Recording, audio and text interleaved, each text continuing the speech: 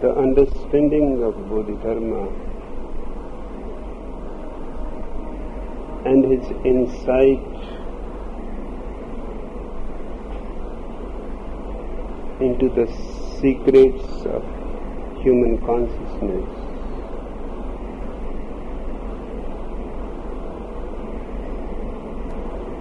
is so profound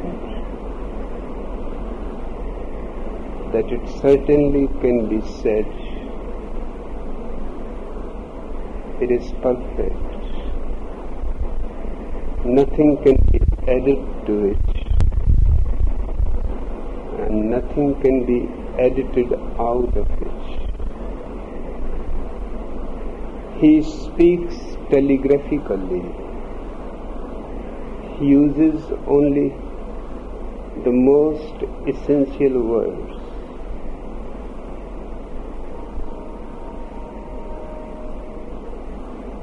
You will see how a man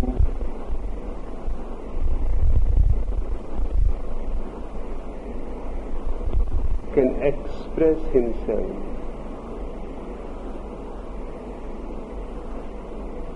something which eludes expression, something which has been known always as inexpressible.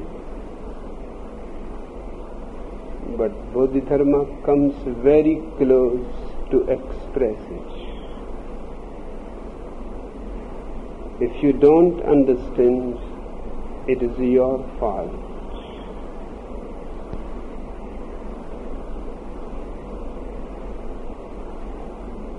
Otherwise, it is very difficult to find a master of the stature of Bodhidharma.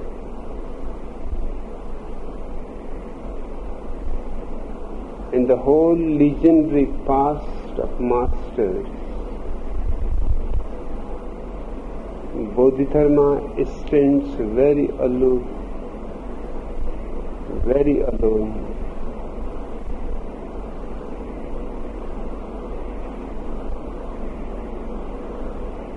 His way of life, his way of teaching,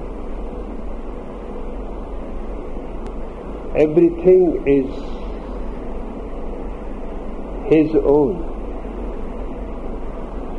Never before there was anybody else like Bodhidharma,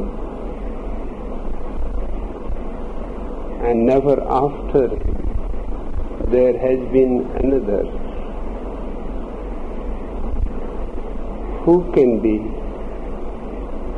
called exactly equal in insight, in understanding, in profundity, and yet he does not use a jargon. He is not a philosopher, not a theologian. He is a very simple man. He uses direct words that go just like arrows into your heart. All that is needed on your part is to keep the doors of your heart open.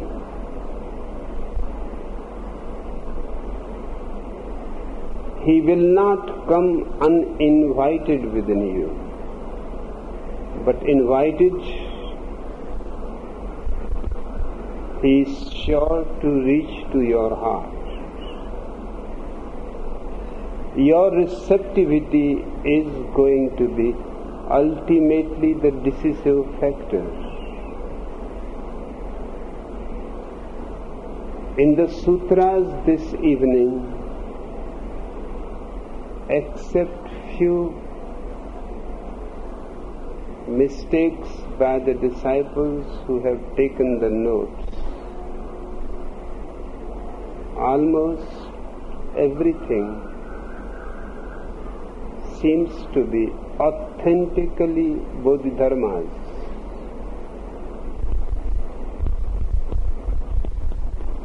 If you envision a Buddha, a Dharma, or a Bodhisattva, and conceive respect for them, you relegate yourself to the realm of mortals. According to Bodhidharma, everybody essentially is a Buddha.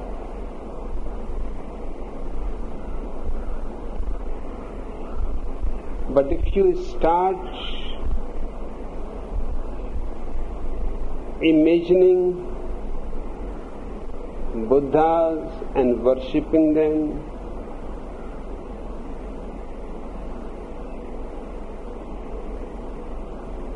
then you are doing a tremendous harm to yourself. It means you have not understood the basic teaching. There is no one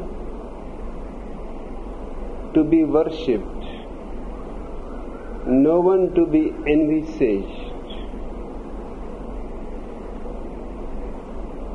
because you are a Buddha yourself. It is because of this point Gautam Buddha denies the existence of one God. His denial is so great that its significance has not been understood. He denies one God not because he is an atheist. He denies one God because he respects every living being as a God. There are as many gods as there are living beings. Few have attained to the realization of who they are, and most of the people, of the living beings, are still asleep. They do not know who they are, but their ignorance does not change their nature.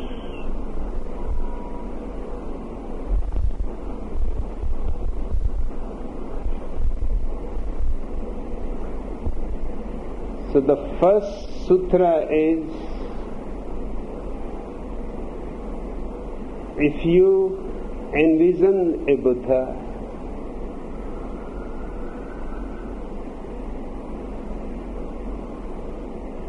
you relegate yourself to the realm of the mortals. You unnecessarily degrade yourself. Every worshipper in every temple, in every synagogue, in every church is humiliating himself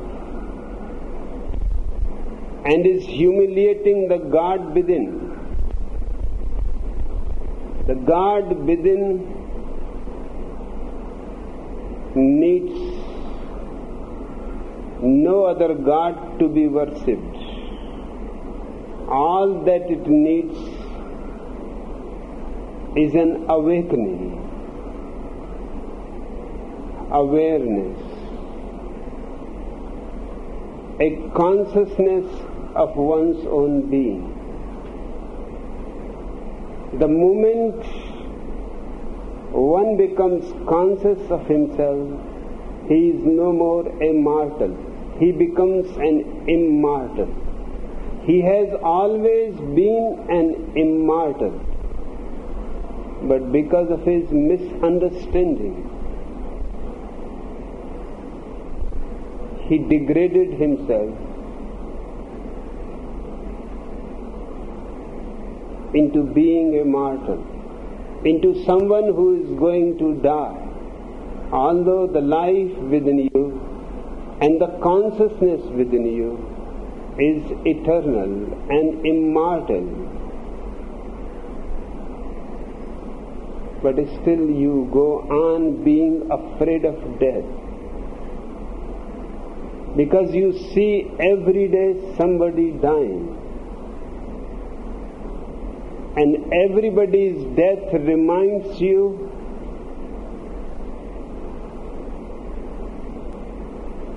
of your own death. The poet sings, never ask for whom the bell tolls for thee.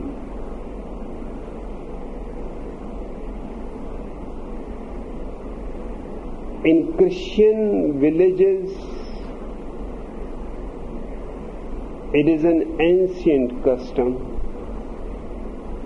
that when somebody dies, the church bell starts tolling, informing the whole village, the people who have gone to the farms, or the people who have gone to the orchards, or the people who have gone to their wine presses, to come back, somebody has died.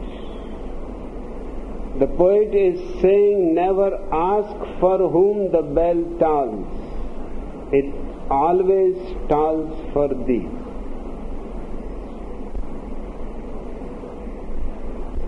He has some truth to convey to you.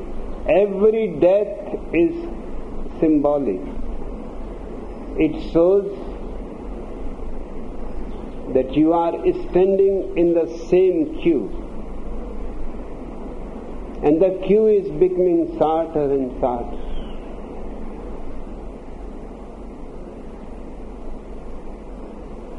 Every day you are coming closer and closer to death. In fact, the day you were born was not the day of your birth.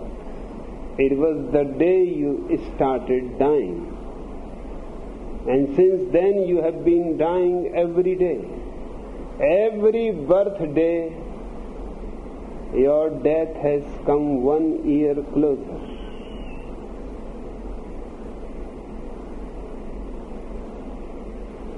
It is an absolutely certain fact that people die, animals die, trees die, birds die. How can you avoid the fact that you are also going to die? Maybe tomorrow, maybe day after tomorrow. It is only a question of time.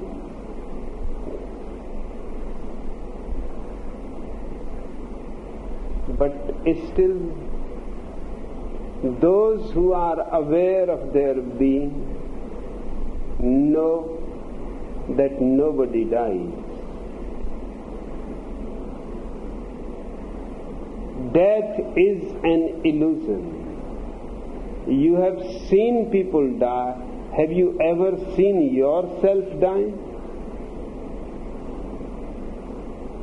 And when you see somebody dying, are you really seeing somebody dying? All that you are seeing and all that your medical science can see is that the man has stopped breathing, that his pulse has disappeared, that his heart beats no more, and they declare that he is dead. Just few days before, a man in the occupied part of Kashmir by Pakistan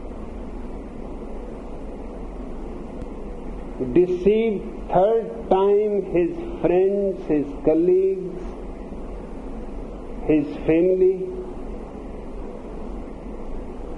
At the age of 135, he died the third time.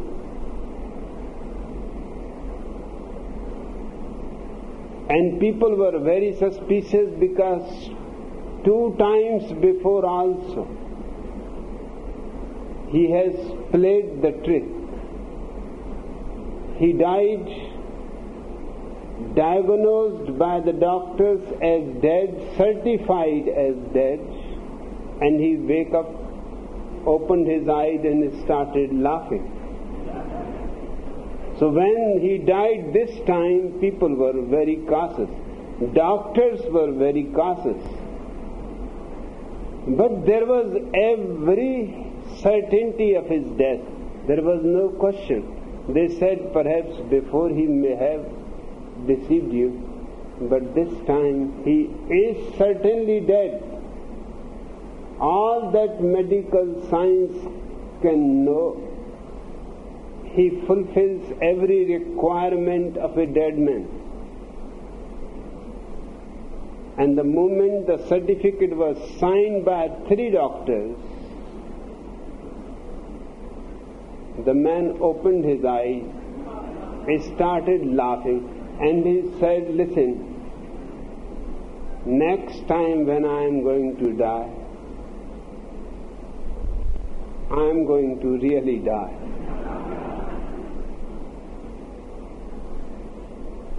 I just thought one time more.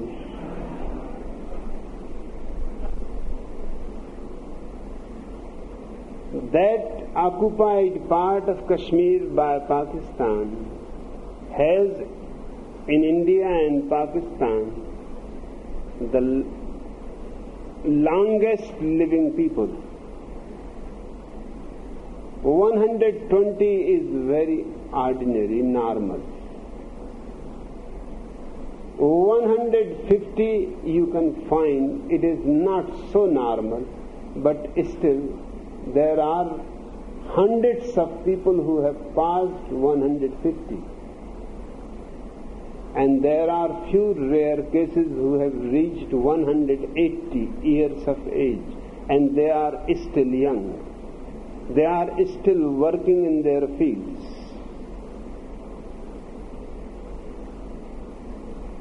And this man has been asked by newspapers, by journalists from all over the world, because he is a rare man. 3 times certified dead, and 3 times he has defied all medical knowledge, all medical science. And they ask, "What have you been doing? What happens?" He said, "Nothing. Because I am not my body, I know it. And I am not my breathing, I know it. And I am not my heart, I know it. I am beyond all these. I simply slipped into the beyond. The heart stops, the pulse stops, the breathing stops, and you are all befooled." Then I slip back again into the body. The blood starts running again, the pulse starts working again, the heart starts beating again. He is a simple man, a farmer. He is not a yogi. He has never practiced anything, but just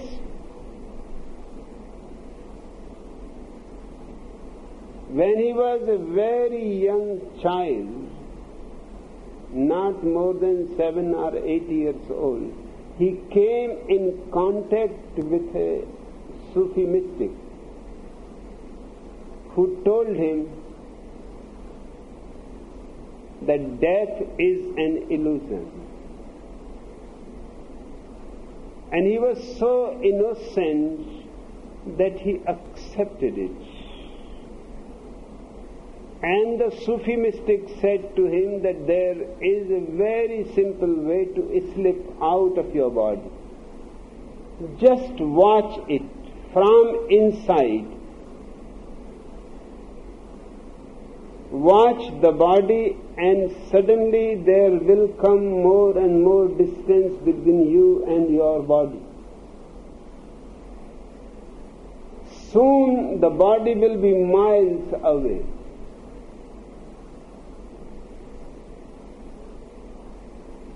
Watch the mind, and the same will happen with the mind. You simply remain a watcher, and you will be able to slip out of the body, out of the mind, out of this whole personality.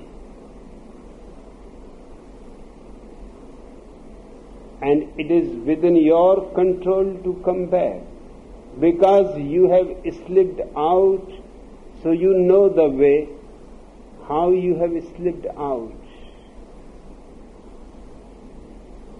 You know the way how to come back in. And the way is watching you slipped out. Now stop watching. Become identified with the body. Say, I am the body, I am the mind, I am the breathing, I am the heart beating. And immediately the distance will disappear, you will come closer, and soon you will slip into the body back. Identifying yourself with the body, you become the body. Then you are a mortal. Then there is fear of death. Non-identifying with the body,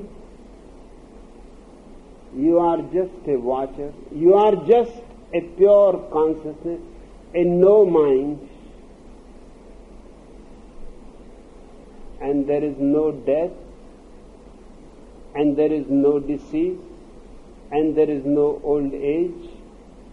As far as your witnessing is concerned, it is eternal, and it is always fresh and young and the same. The authentic religion does not teach you to worship. The authentic religion teaches you to discover your immortality, to discover the God within you. And that's what Bodhidharma is saying. If you seek direct understanding, don't hold unto any appearance whatsoever, and you will succeed. I have no other advice.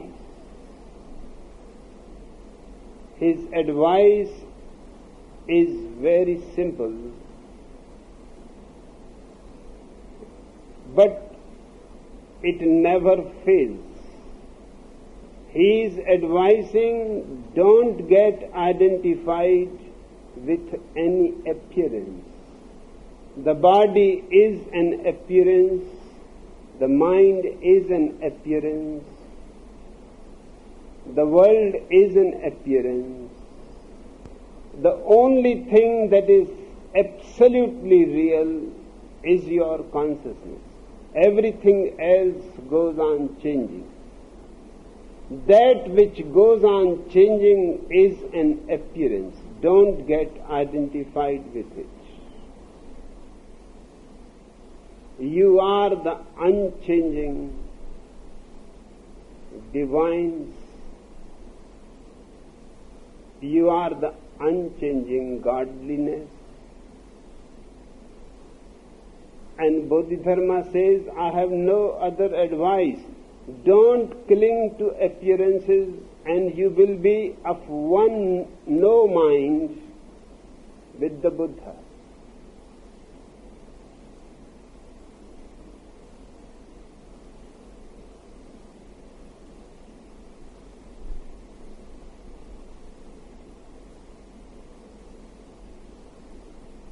The sutra says, you will be one mind with the Buddha.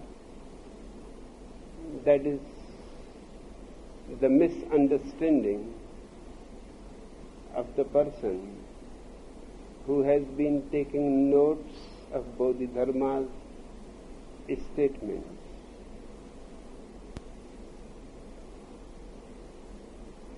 I have to make the correction from mind to no mind. As minds, you can never be one with the Buddha. Just try to understand, because it is infinitely significant. Here, if you are all minds, then there are as many people as there are minds. But if you all become silent with no thoughts, then there is only one no mind. Then all the distinctions disappear. Whether you are a man or a woman, a young child or old, educated or uneducated, rich or poor, it does not matter. All distinctions disappear the moment mind is transcended. All distinctions are made by the mind. Beyond the mind is just a silent sky, a pure space. In that pure space, you are one with the Buddha. You are all one with existence. You are one with the whole. I call this oneness with the whole the only holiness.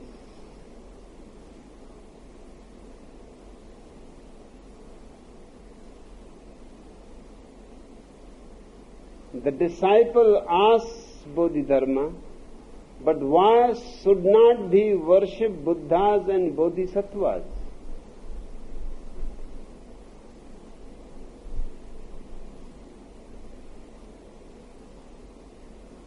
The disciple seems to be of a very mediocre mind.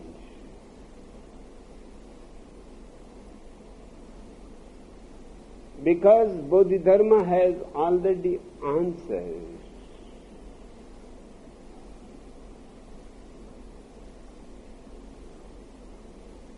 And now, what he says as the answer of Bodhidharma, I deny absolutely that it can be the answer of Bodhidharma. It is so stupid that Bodhidharma cannot say that. So first I will read what the disciple writes, and then I will tell you what exactly Bodhidharma must have said.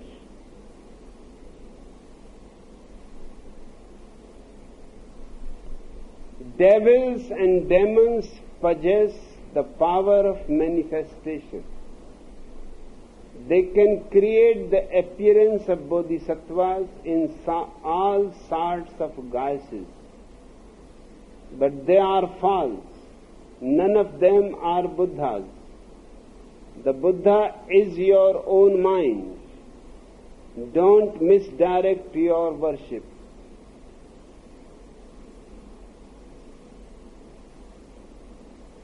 The disciple is saying that worshipping a Buddha is denied because the devil can pretend to be Buddhas. And if you worship, the appearance will be of the Buddha, and in fact there is hiding behind the appearance a devil. This cannot be the answer of Bodhidharma. A man who does not believe in God cannot believe in devil.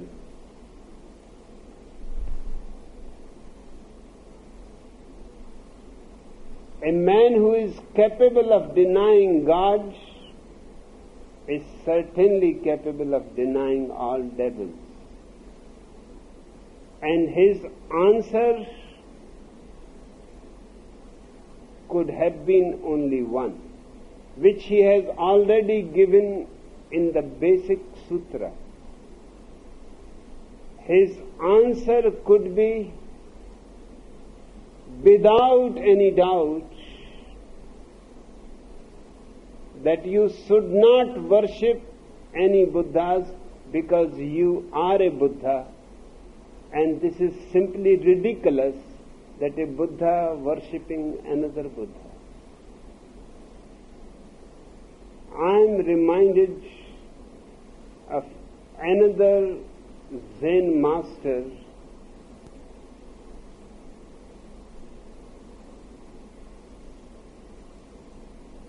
he must have been a man of some similar qualities like Bodhidharma. He was a disciple in the same lineage. He was staying in a Buddhist temple in a winter night,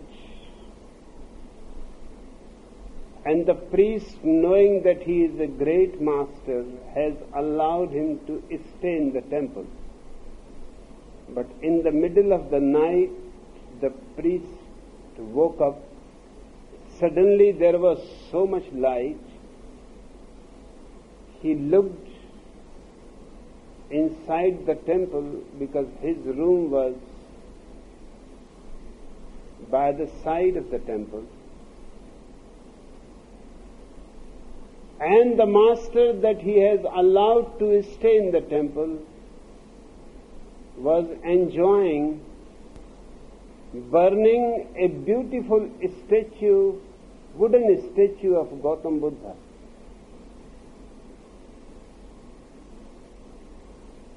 The priest was simply mad. He said, "Are you insane or something? You have burnt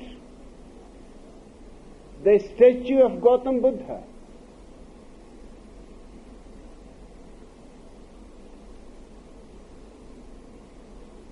The master took his staff and started searching in the ashes of the burnt statue for something. The priest said, "What are you searching for?" He said, "I am looking for the bones."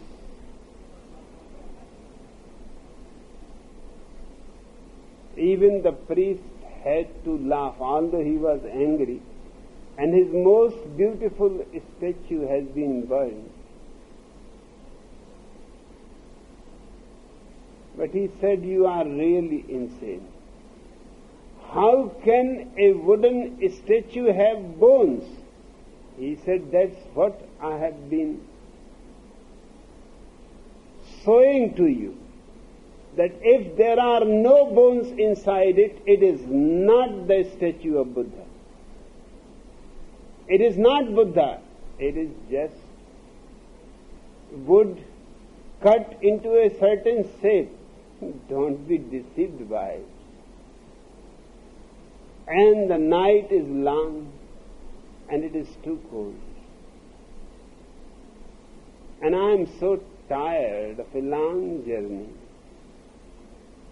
If you can be of some help, you have still got 3 more statues. One is enough for worshipping, 2 you can give me. The night is really cold. Moreover, I am a living Buddha.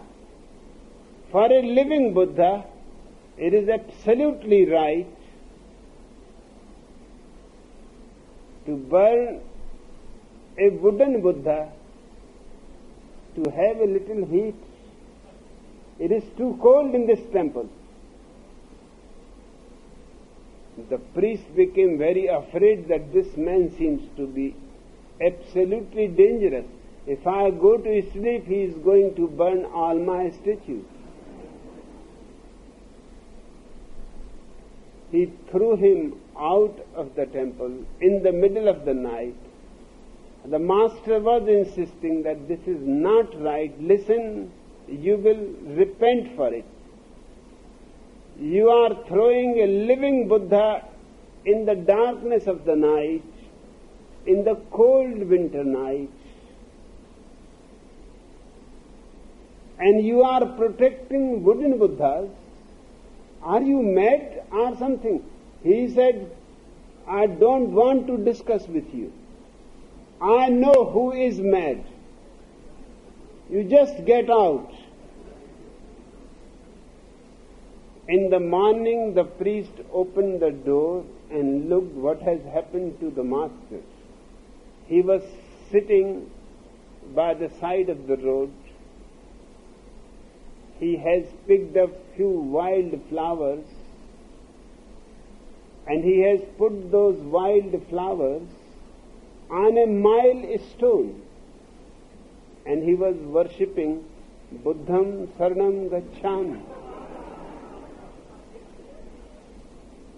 Sangham Saranam Gacchami, Dhammam Saranam Gacchami. The priest could not believe that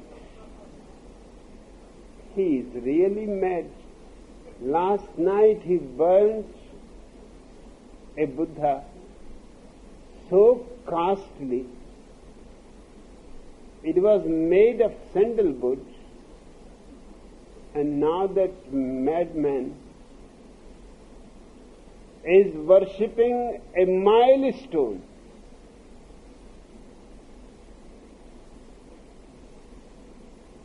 As a Buddha. The priest came close to him and he said, what are you doing? He said, my morning prayer. The priest said, but you look a little strange type. Last night you destroyed my Buddha, and now you are worshipping a milestone. He said, you don't understand. It is only our visualization. If you visualize that this is a Buddha, this is a Buddha. You visualized in the wooden statue a Buddha, it became a Buddha. It is all mind game.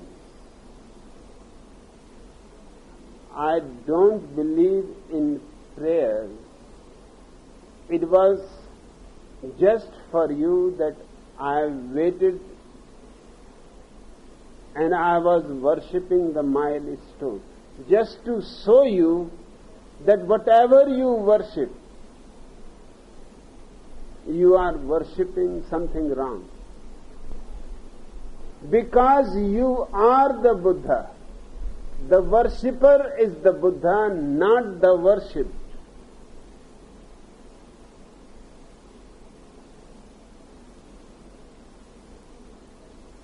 Can I come in the temple again tonight? The priest said, no. Although you appear to be right, perhaps I am wrong.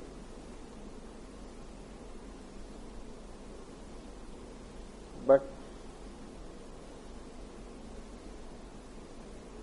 I cannot follow your great understanding. It is dangerous.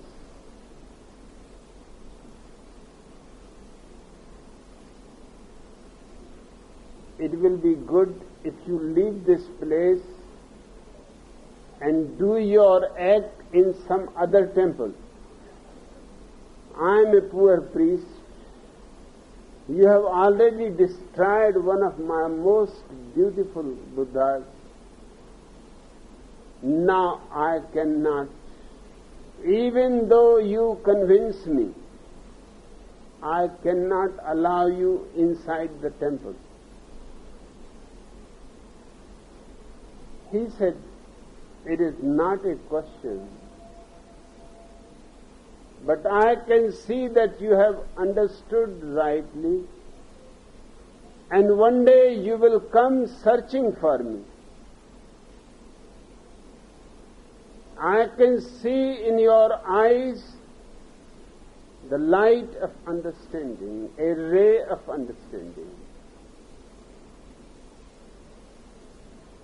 Don't let me in, but I am already within you.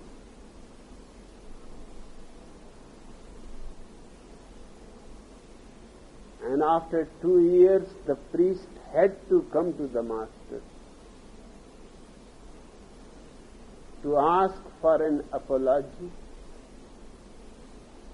and he has brought the remaining 3 statues, that you can burn them whenever you need. I have understood. Since that night, I have not been able for a single moment able to forget you, your beauty, your grace, your peace, your silence, and your great effort to make me understand that what I have been doing is stupid, and I misbehaved with you. I threw you in the dark night, in a cold night. Still you waited for me for the morning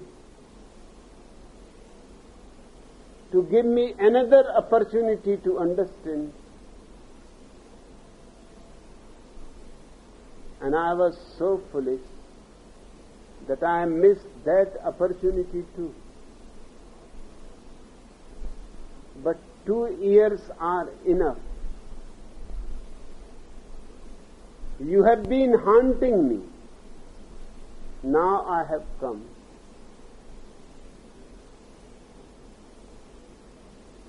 Knowing perfectly well that the Buddha is within and he is not in the statues of the temple. And the statues of the temples and the milestones are not different. That reminds me when for the first time in India, the British government created the roads and put the milestones.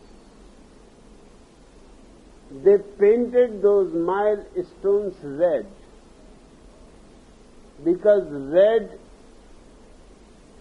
is a very brilliant color, and you can see it from far away, and particularly in contrast to the greenery of the fields and the forests, it looks separate.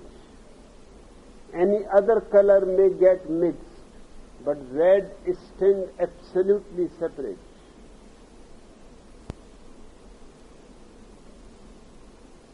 But the British engineers who were working on the roads were surprised that the villagers started worshipping. They thought that these are the statues of Hanumana.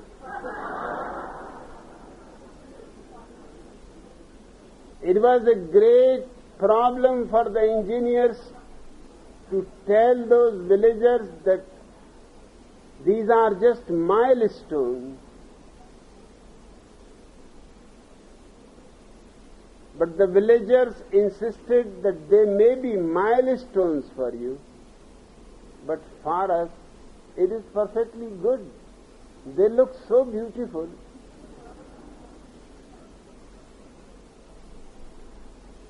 And we are not doing any harm to you. We will just be worshipping them. I have been reading the history when first the roads were made in India, the British engineers were at a shock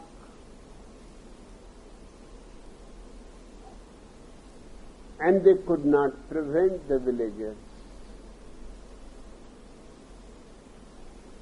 They said, you can think of them as milestones, but what is the harm if we worship them?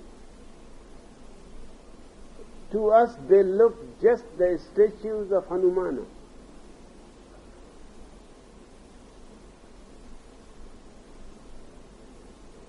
Bodhidharma's answer cannot be what the disciple has noted here. His answer can only be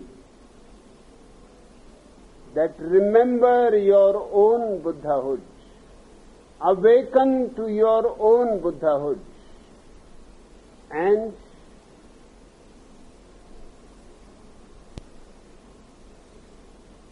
this awakening will make your no mind one with the Buddha. Don't misdirect your worship. You have to worship your own innermost consciousness. You are the temple, you are the worshipper, and you are the worshipped.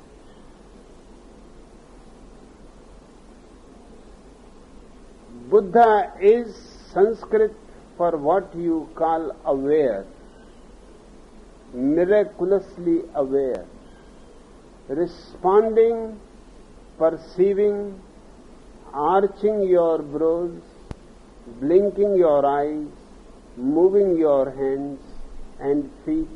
It is all your miraculously aware nature.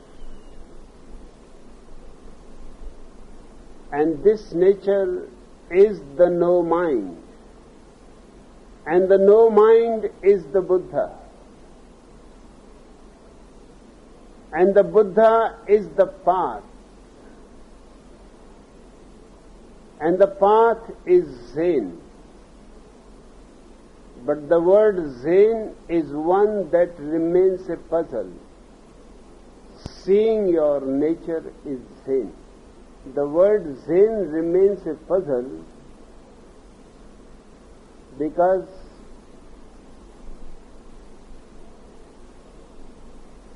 it comes from a Sanskrit root. It comes from the word dhyan. Buddha used the language of his contemporary people.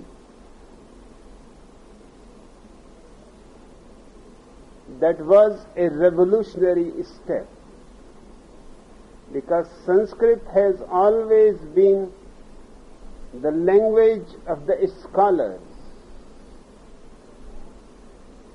Buddha brought a revolution in it.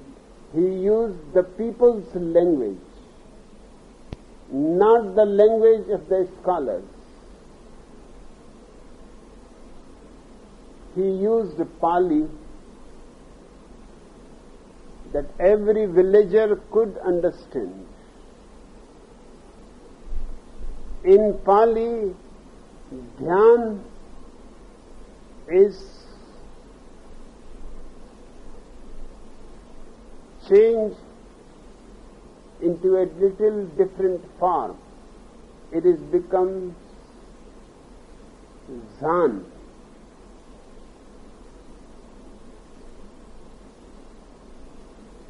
And when Bodhidharma reached China, he talked about Zan. But in Chinese, it took another change. It became Chan. And when from China it reached to Japan, from Chan it became Zen. it lost far away the original root. Now in Japanese there is no root for Zen. The word is foreign to Japanese. For Chan there is no root in Chinese. The word is foreign.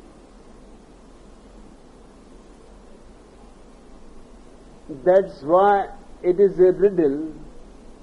What is Zen?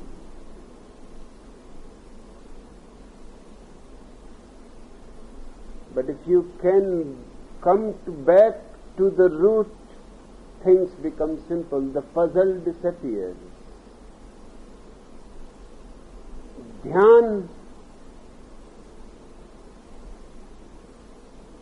means going beyond the mind.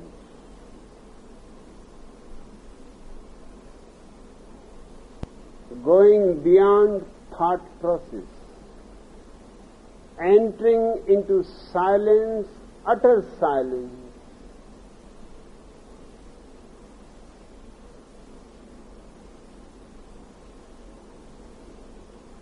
Where nothing moves. Where nothing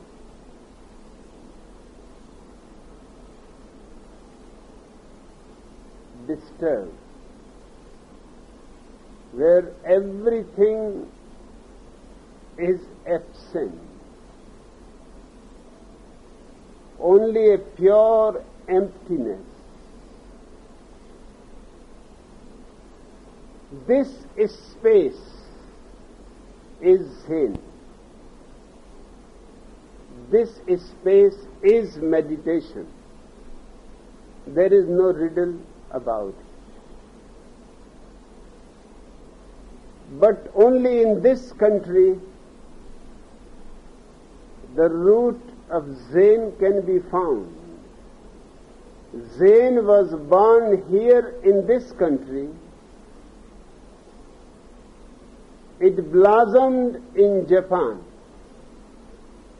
The flowers came into Japan and they were a riddle because they could not find where is the root, where is the tree.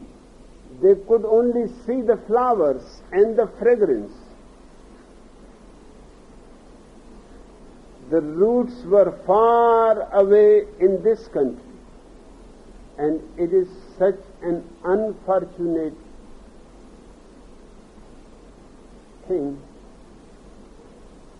that Dhyan flowered in Japan to its ultimate.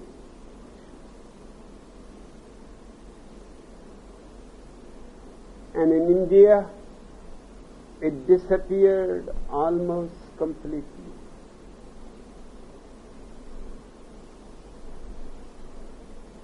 The Indian embassies have been informed by the Indian government that anybody who wants to come to India from any country of the world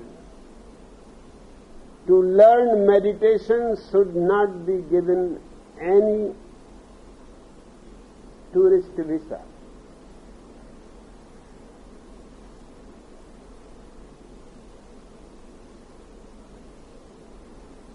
Because the government does not know anything about meditation.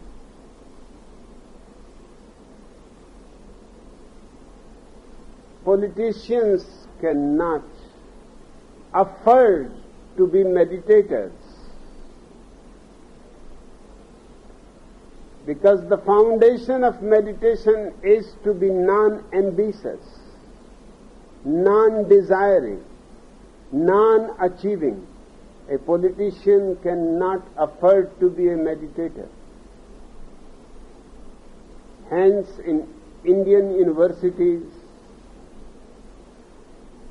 there is no provision for meditation, which is India's greatest contribution to the world.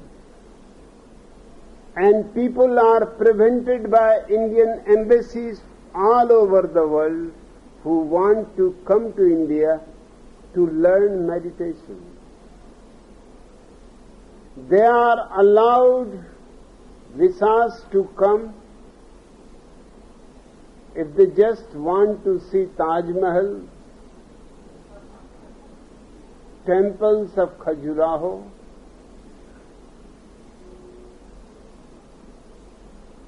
go for honeymoon to Kashmir,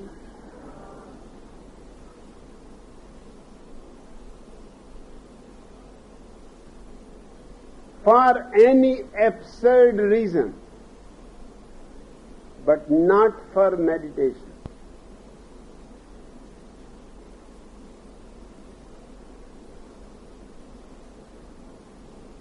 It is one of the unfortunate incidents that has happened in India, that India created the greatest meditators in the world, and from India the whole Asia learned meditation.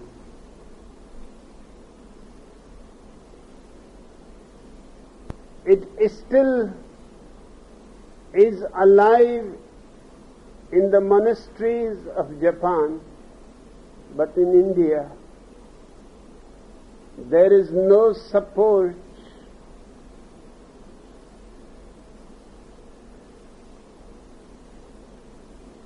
from any source for India's own greatest contribution to human progress. But the reason is clear. The people who are in power don't understand even the ABC of being silent.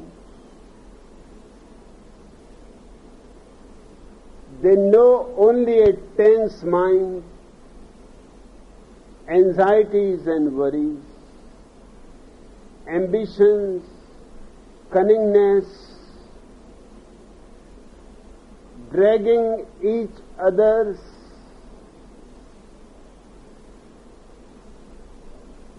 pulling each other's legs,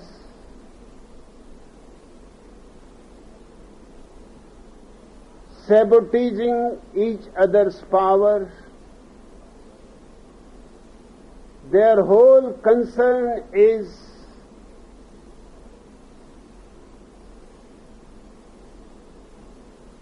a tremendous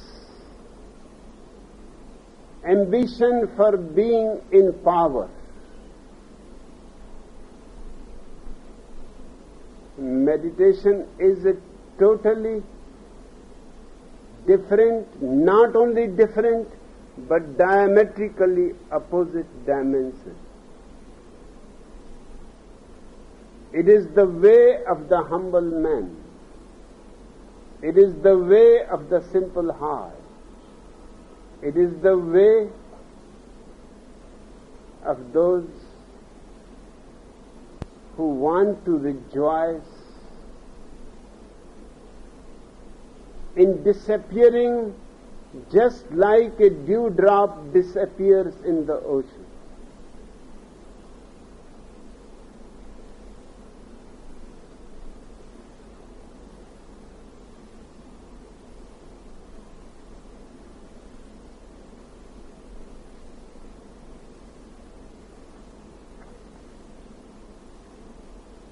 Even if you can explain thousands of sutras and shastras, unless you see your own nature, yours is the teaching of a martyr. You may understand the holy scriptures, you may know the Vedas, you may know the Upanishads, you may know the Holy Bible, you may know the Holy Quran or the Holy Gita. But if you don't know yourself,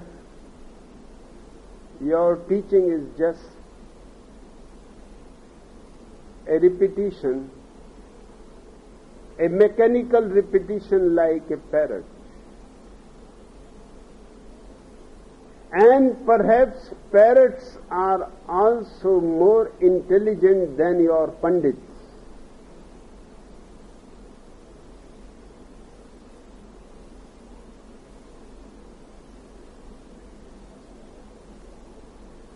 I have heard about a bishop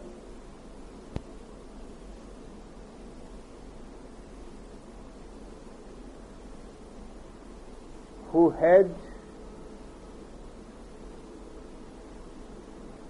two parrots,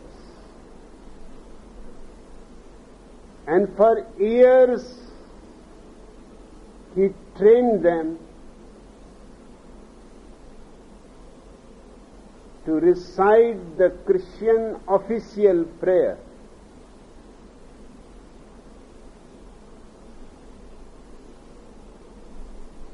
He made small golden beads for the parrots. They were holding the beads and reciting the prayer, and any guest who used to come was simply surprised. Their recitation was so perfect, and they looked almost like saints with their beads in their hands.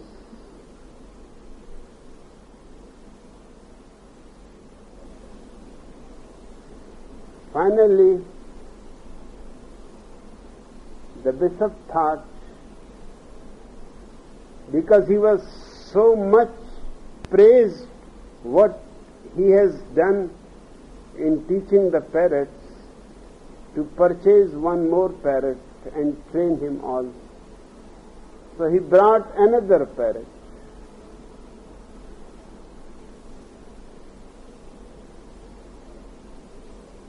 And put that new parrot also between those two sages with their beads reciting the prayer. And as the bishop went in, one parrot said to the other, "George, now drop the beads.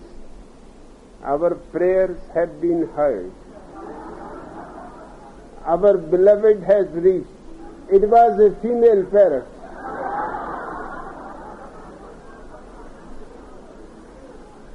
Even parrots seem to be more intelligent.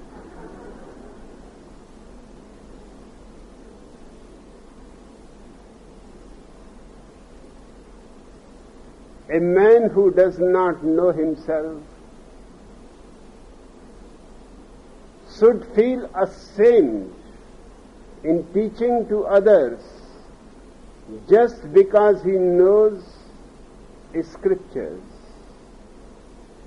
Scholarship has no meaning at all in the authentic world of religion. It is a world of experience, not of explanation.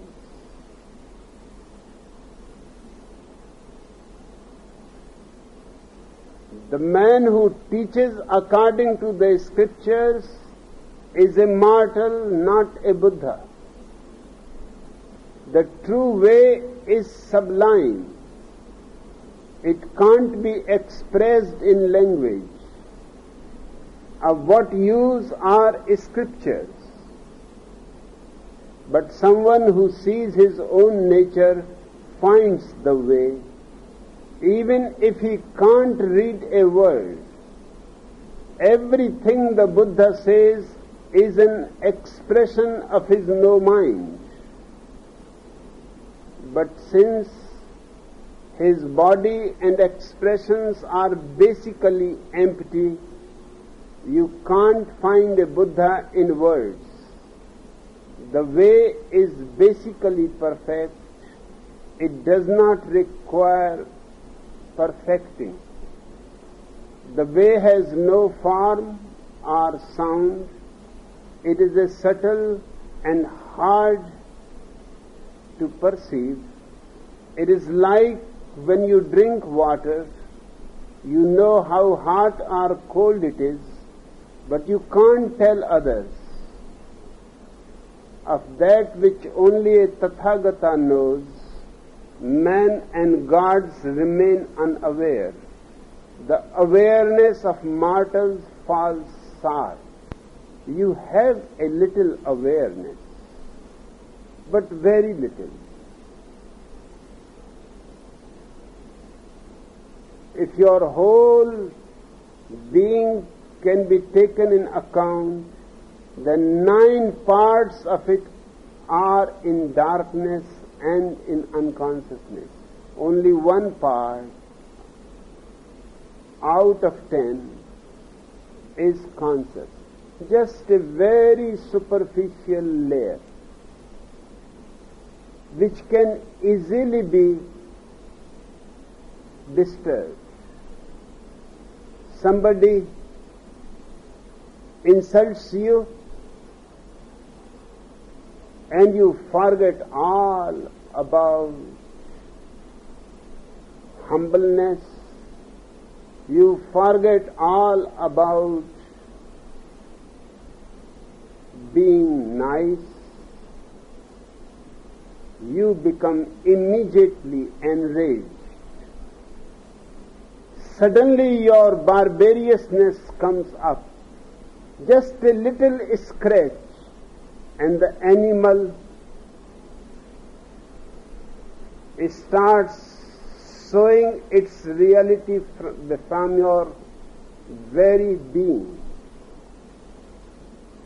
Your civilization is so superficial, it is just like your clothes. You can drop them any moment. And you all know that there are moments when you drop all your civilization, all your culture, all your religion, all your great qualities you talk about. Within a second, they disappear. Your consciousness is so small.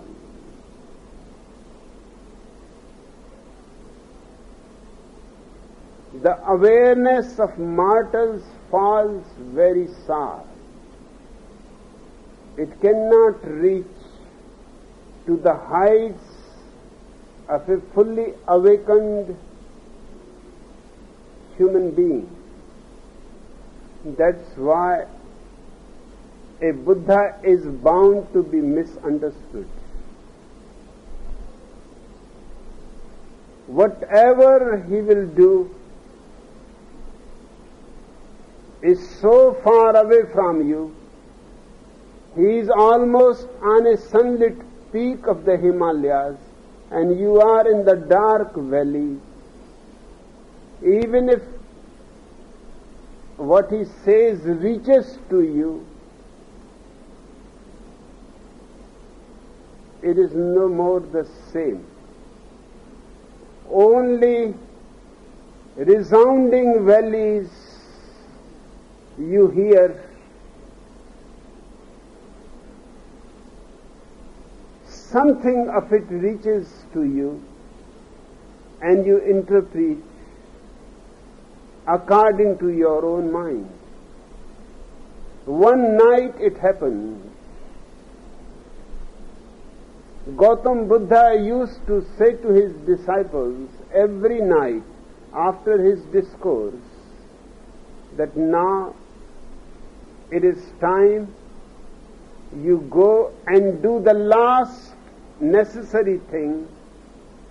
Don't forget before you go to sleep. His hint was about last meditation before you go into sleep. But one night it happened, there was a thief in the congregation and there was a prostitute too. When Buddha said, now it is time you go and do the last thing before you go to sleep, The prostitute thought, my God, he knows that I am here and that it is time for my profession. I should go, hurry up. The thief said, I am hiding in dark corner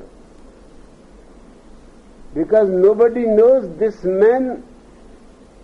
He may recognize that I am a thief, but he has recognized. He is saying to me, now go and do the last thing before you go to sleep. It is time. My God, this man is really strange. I have to run now. It is late and it is time to finish my work, otherwise I won't have any sleep tonight. Thousands of the sannyasis went to meditation. The prostitute went to her marketplace. The thief started searching for his work. Buddha has said one thing, but there were different interpretations according to everybody's own mind.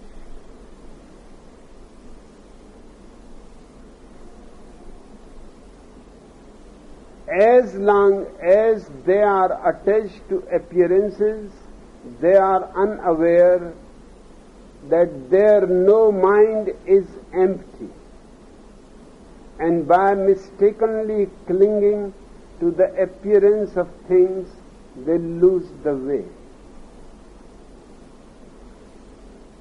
If you know that everything comes from no mind, that everything comes from nothingness and disappears again into nothingness,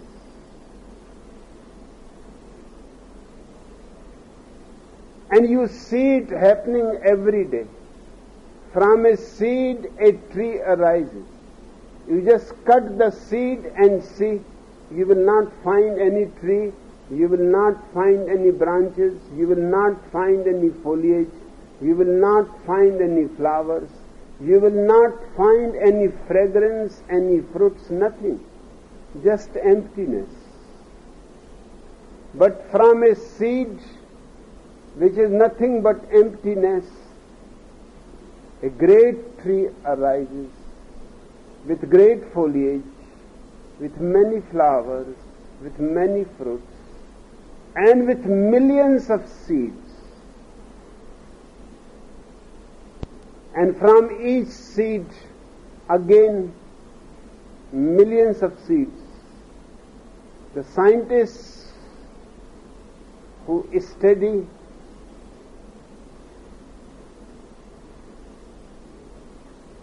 trees, vegetation, they say that a single seed can make the whole earth green. It has so much potential. Although you cannot see by cutting it, you will not find anything there. Everything comes out of nothingness and goes back into nothingness. Hence, there is no need for attachment, because attachment will bring misery. Soon it will be gone. The flower that has blossomed in the morning, by the evening will be gone. Don't get attached. Otherwise, in the evening there will be misery. Then there will be tears. Then you will miss the flower. Enjoy while he is. But remember, It has come out of nothing and it will go back to nothing. And the same is true about everything, even about people. You love a man, you love a woman, from where they have come? From very small seeds which cannot be even seen by bare eyes.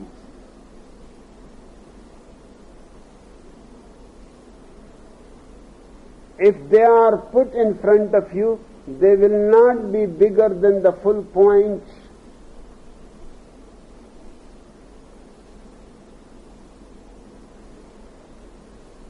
And you will not recognize that this is me.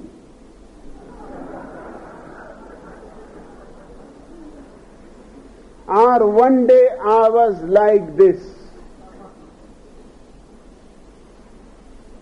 That this is my old photograph.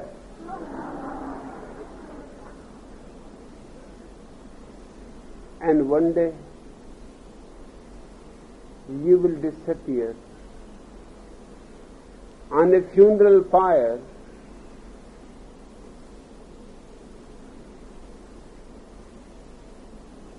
Just into nothingness as a smoke. Don't get attached with anything.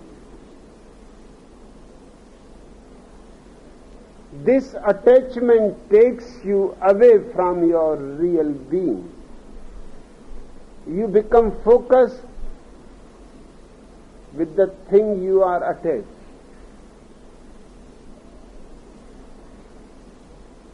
Your awareness gets lost into things, into money, into people, into power, and there are 1,001 things, the whole thick jungle around you to be lost.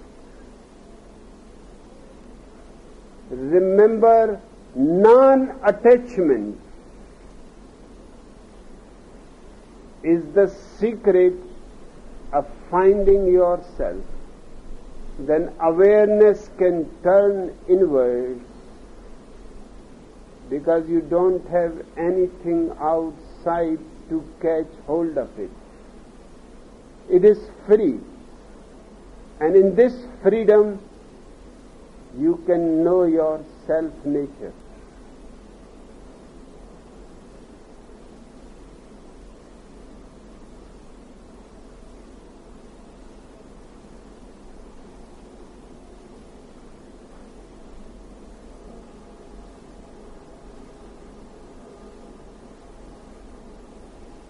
Don't become attached. Once attached, you are unaware. But once you see your own nature, the entire canon becomes so much prose. Then all the scriptures are useless. You have seen the holiest of the holy. The very source of the Upanishads, the very source of the Vedas, the very source of all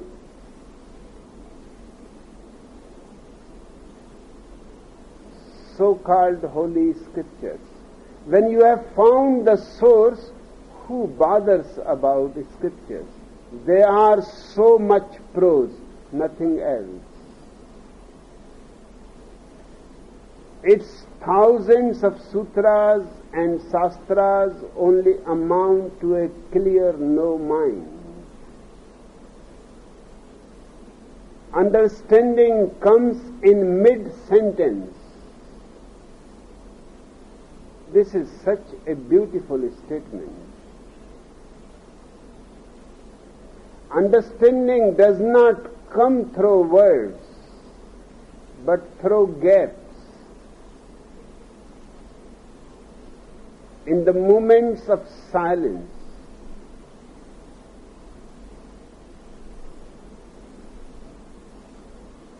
Understanding comes in mid-sentence. What good are doctrines? The ultimate truth is beyond words. Doctrines are only words. They are not the way. The way is wordless. Words are illusions. They are no different from things that appear in your dreams at night. Be they palaces or carriages. Don't conceive any delight for things. They are all cradles of rebirth. Keep this in mind when you approach death. Don't cling to appearances, and you will break through all barriers.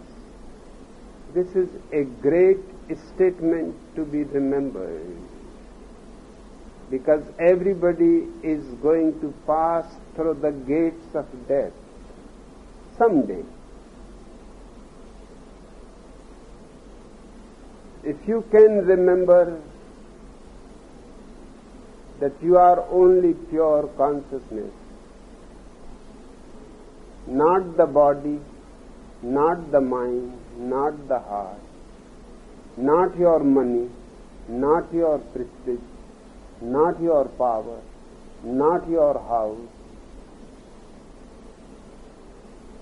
but just pure consciousness, then you can pass through the barrier of death unscratched. Then death cannot make even a dent in you.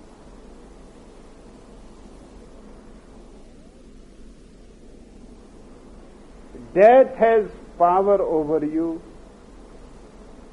only if you are attached. You are not afraid of death. The basic psychology is you are afraid of death because it will take you away from all your attachments. If it was possible that you could take your wife and your children and your house and your money and your power and everything that you think belongs to you with yourself when you are dying, I don't think you will be afraid. You will rejoice, a great adventure, going with the whole caravan. But because death cuts everything away from you, leaves you utterly naked only as consciousness,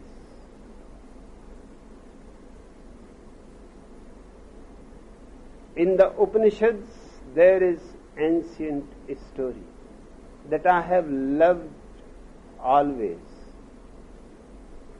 A great king named Yayati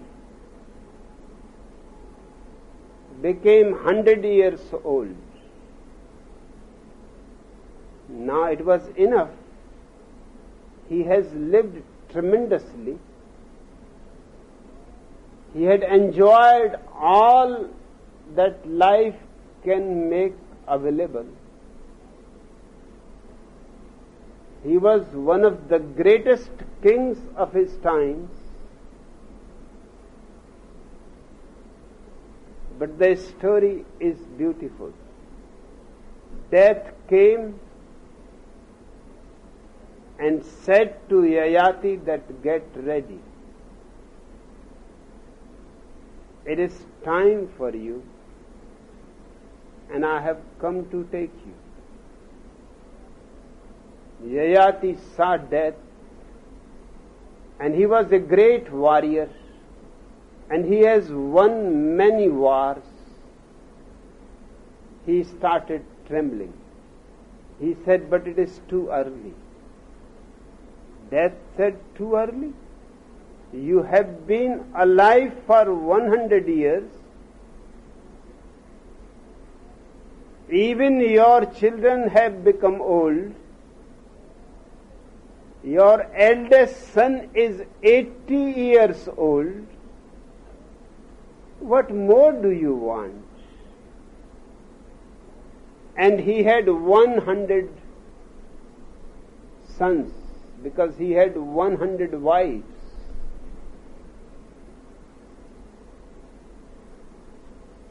He asked Death, can you do a favor to me? I know you have to take someone. If I can persuade one of my sons, can you leave me for 100 years more and take one of my sons? The Death said, it is perfectly okay if somebody else is ready to go. But I don't think, if you are not ready, and you are the father, and you have lived more, and you have enjoyed everything, why your son should be ready? He called his 100 sons. The older sons remained silent. There was great silence. Nobody was saying anything. Only one youngest son, who was only 16 years of age, he stood up and he said, I am ready. Even Death felt sorry for the boy. Death said to the young man that perhaps you are too innocent. Can't you see your 99 brothers are absolutely silent? Although someone is 80, someone is 75, someone 78, someone is 70, someone is 60, they have lived, but they are still want to live. And you have not lived at all. To take you, even I feel sad. You think again. The boy said, no. Just seeing the situation makes me completely certain. Don't feel sad or sorry. I am going with absolute awareness. I can see that if my father is not satisfied in 100 years, what is the point being here? How I can be satisfied? I am seeing my 99 brothers, nobody is satisfied. So why waste time? At least I can do this favor to my father. In his old age, let him enjoy 100 years more. But I am finished. Seeing the situation that nobody is satisfied,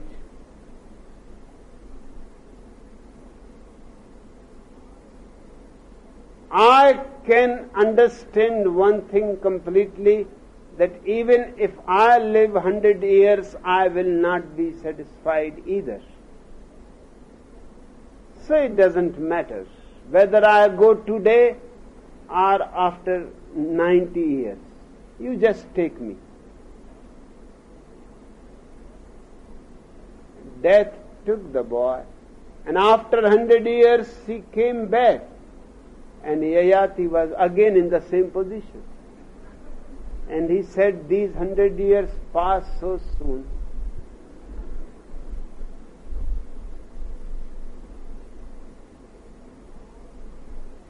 All my old sons have died, but now I have another regiment. I can give you some son. just have mercy on me. It went on, the story goes on to say, for 1,000 years, 10 times the death came.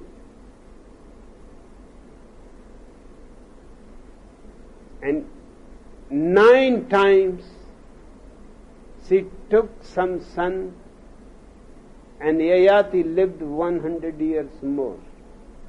10th time, Yayati said, although I am still as unsatisfied as I was when you had come for the first time, but now,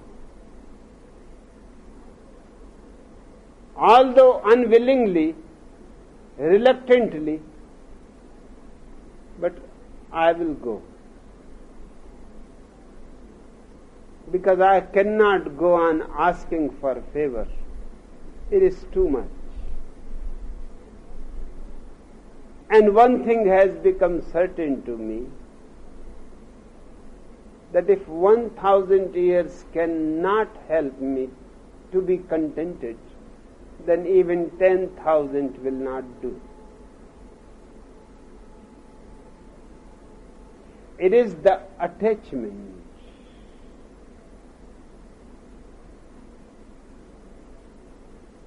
You can go on living,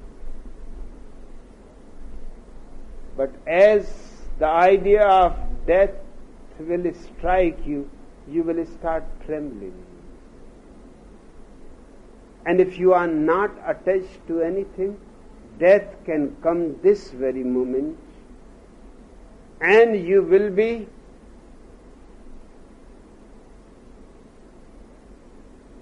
in a very welcoming mood. You will be absolutely ready to go. In front of such a man, death is defeated. Death is defeated only by those who are ready to die any moment without any reluctance. They become the immortals. They become the Buddhas.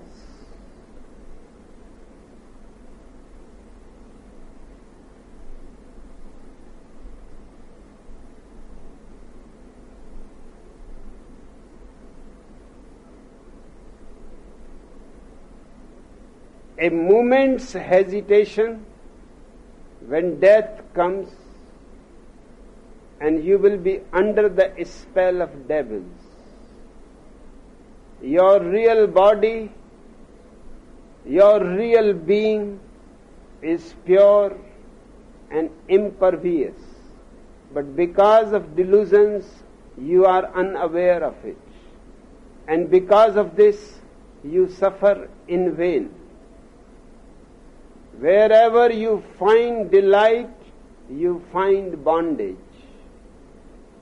But once you awaken to your original being and no mind, you are no longer bound by attachments. And this freedom